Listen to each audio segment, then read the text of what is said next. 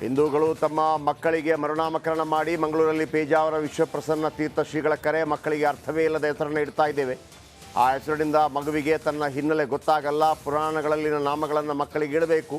ಹೀಗೆ ಮಾಡಿದರೆ ನಮ್ಮ ಧರ್ಮ ಉಳಿಲಿದೆ ಅಂತ ಪೇಜಾವರ ವಿಶ್ವಪ್ರಸನ್ನ ತೀರ್ಥ ಸ್ವಾಮೀಜಿಗಳು ಹೇಳಿಕೆಯನ್ನು ಕೊಟ್ಟಿದ್ದಾರೆ. ಮಕ್ಕಳಿಗೆ ಅರ್ಥವೇ ಇಲ್ಲದ ಹೆಸರನ್ನು ಇಡ್ತಾ ಇದ್ದೇವೆ.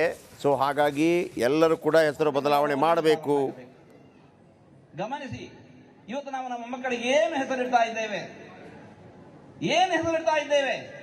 ಏನೋ ಒಂದೆರಡು ಅಕ್ಷರ, ಮೂರು ಅಕ್ಷರ, ಅರ್ಥವೇ ಇಲ್ಲದಿರತಕ್ಕಂತಹ 3-4 ಅಕ್ಷರಗಳು. ಅದೇ ವಿಮತಿಯರನ್ನು ಗಮನಿಸಿ. ಆ ಮಗುವಿಗೆ ಅವರ ಹಿರಿಯರು ಇಟ್ಟಿರತಕ್ಕಂಥ ಹೆಸರಿನಿಂದಾಗಿ ಆ ಮಗುವಿಗೆ ತನ್ನ ಹಿನ್ನೆಲೆ ಏನು, ತಾನು ಯಾರು, ತನ್ನ ಆಚಾರ ವಿಚಾರ ಹೇಗಿರಬೇಕಾದದ್ದು, ತನ್ನ ವೇಷಭೂಷಣೆ ಹೇಗಿರಬೇಕಾದದ್ದು ಎಲ್ಲ ಮಗುವಿಗೆ ತಿಳಿದು ಹೋಗುತ್ತೆ. ಇವತ್ತು ನಾವು ನಮ್ಮ ಮಕ್ಕಳಿಗೆ ಇಟ್ಟಿರತಕ್ಕಂಥ ಹೆಸರಿನ ಹಿನ್ನೆಲೆಯಲ್ಲಿ ಆ ಮಗುವಿಗೆ ತನ್ನ ಹಿನ್ನೆಲೆ ಏನು, ತಾನು ಇರಬೇಕಾದದ್ದು ಹೇಗೆ, ತನ್ನ ಆಚಾರ ವಿಚಾರ ಏನು, ನನಗಿರತಕ್ಕಂಥ ಭವ್ಯ ಸಂಸ್ಕೃತಿಯ ಹಿನ್ನೆಲೆ ಇತಿಹಾಸ ಏನು, ಒಂದೂ ತಿಳಿಯಲಿಕ್ಕೆ ಅವಕಾಶವೇ ಇಲ್ಲ. ಒಂದಕ್ಕೂ ಅವಕಾಶ ಇಲ್ಲ. ನಮ್ಮಲ್ಲಿ ಹೆಸರಿಗೆ ಏನು ಕೊರತೆ? ಒಂದಲ್ಲ ಎರಡಲ್ಲ, ಅಷ್ಟಾದಶ ಪುರಾಣಗಳು, ಅವಕ್ಕಷ್ಟೇ ಮತ್ತು ಉಪಪುರಾಣಗಳು, ರಾಮಾಯಣ, ಮಹಾಭಾರತ, ವಿಪುಲವಾಗಿರತಕ್ಕಂಥ ವೇದ ಸಾಹಿತ್ಯ, ನಮ್ಮಲ್ಲಿ ಇರತಕ್ಕಂಥ ದೇವದೇವಿಯರೆಷ್ಟು, ಪ್ರತಿಯೊಬ್ಬರಿಗೂ ಕೂಡ ಸಹಸ್ರನಾಮ. ಹಾಗಾದರೆ ಇವುಗಳಿಂದ ಒಂದು ಒಳ್ಳೆಯ ಹೆಸರನ್ನು ಇಟ್ಕೊಂಡು ನಾವು ನಮ್ಮ ಮಕ್ಕಳಿಗೆ ಹಾಕಿರ್ತಾ ಇಲ್ಲ.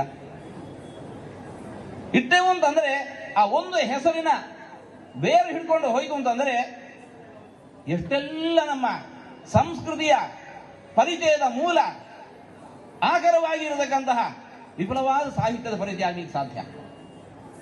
ಇದನ್ನು ತಪ್ಪಿಸಿದವರು ಯಾರು? ಗಮನಿಸಿ, ನಮ್ಮ ಮಕ್ಕಳಿಗೆ ನಾವು ಸಂಸ್ಕೃತಿಯನ್ನು ತೋರಿಸಿಲ್ಲ ಅಂತಂದರೆ, ಕೊಟ್ಟಿಲ್ಲ ಅಂತಂದರೆ, ವಿಮತಿಯರ ಆಮಿಷಕ್ಕೋ ಬಲಾತ್ಕಾರಕ್ಕೋ ಇನ್ನೊಂದಕ್ಕೋ ಮತ್ತೊಂದಕ್ಕೋ ಬಲಿಯಾಗಿ ನಮ್ಮ ಮಕ್ಕಳು ನಮ್ಮ ಮನೆ ಬಿಟ್ಟು ಹೋಗ್ತಾ ಇದ್ದಾರೆ, ನಮ್ಮ ಮತ ಬಿಟ್ಟು ಹೋಗ್ತಾ ಇದ್ದಾರೆ, ನಮ್ಮ ದೇಶ ಬಿಟ್ಟು ಹೋಗ್ತಾ ಇದ್ದಾರೆ. ಎಲ್ಲಿ ಪ್ರಾರಂಭ ಆಗಬೇಕು? ಮಕ್ಕಳಿಗೆ ನಾಮಕರಣ ಮಾಡುವಲ್ಲಿಂದ ಪ್ರಾರಂಭ ಆಗಬೇಕು. ಗಮನಿಸಿ, ಇವತ್ತು ನಾವು ನಮ್ಮ ಮಕ್ಕಳಿಗೆ ಏನು ಹೆಸರಿಡ್ತಾ ಇದ್ದೇವೆ? ಏನೋ ಒಂದೆರಡು ಅಕ್ಷರ, ಮೂರು ಅಕ್ಷರ, ಅರ್ಥವೇ ಇಲ್ಲದಿರತಕ್ಕಂತಹ 3-4. ಉಡುಪಿಯಲ್ಲಿ ಪರ್ಯಾಯ ಮಹೋತ್ಸವದ ಸಂಭ್ರಮ. ಸುಗುಣೇಂದ್ರ ತೀರ್ಥ ಶ್ರೀಗಳ ಪೀಠಾರೋಹಣಕ್ಕೆ ಸಿದ್ಧತೆ. ಮಠದ ಆವರಣದಲ್ಲಿ ತೀರ್ಥ ಮಂಟಪ ನಿರ್ಮಾಣ. 31 ಯತಿಗಳ ಮಂಟಪದ ರೀತಿ ಭಕ್ತರಿಂದ ನಿರ್ಮಾಣ. ಶ್ರೀಗಳಿಗೆ 31 ಯತಿಗಳ ಅನುಗ್ರಹ ದೊರೆಯುವ ಉದ್ದೇಶ.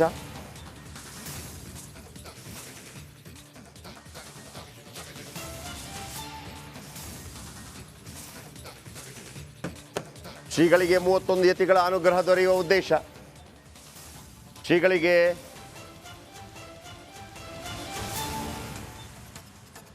ಉಡುಪಿಯಲ್ಲಿ ಪರ್ಯಾಯ ಮಹೋತ್ಸವದ ಸಂಭ್ರಮ ಮುಗಿಲು ಮುಟ್ಟಿದೆ. ಸುಗುಣೇಂದ್ರ ತೀರ್ಥ ಶ್ರೀಗಳ ಪೀಠಾರೋಹಣಕ್ಕೆ ಸಿದ್ಧತೆ ಆರಂಭವಾಗಿದೆ. ಮಠದ ಆವರಣದಲ್ಲಿ ತೀರ್ಥ ಮಂಟಪ ನಿರ್ಮಾಣ. 31 ಯತಿಗಳ ಮಂಟಪದ ರೀತಿ ಭಕ್ತರಿಂದ ನಿರ್ಮಾಣ. ಶ್ರೀಗಳಿಗೆ 31 ಯತಿಗಳ ಅನುಗ್ರಹ ದೊರೆಯುವ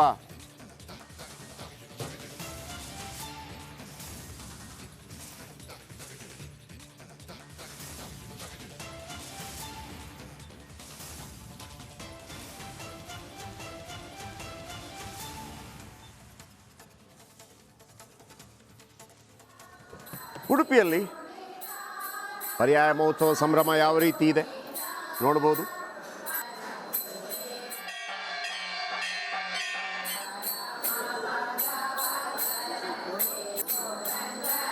ಉಡುಪಿಯಿಂದ ನೇರ ಪ್ರಸಾರ.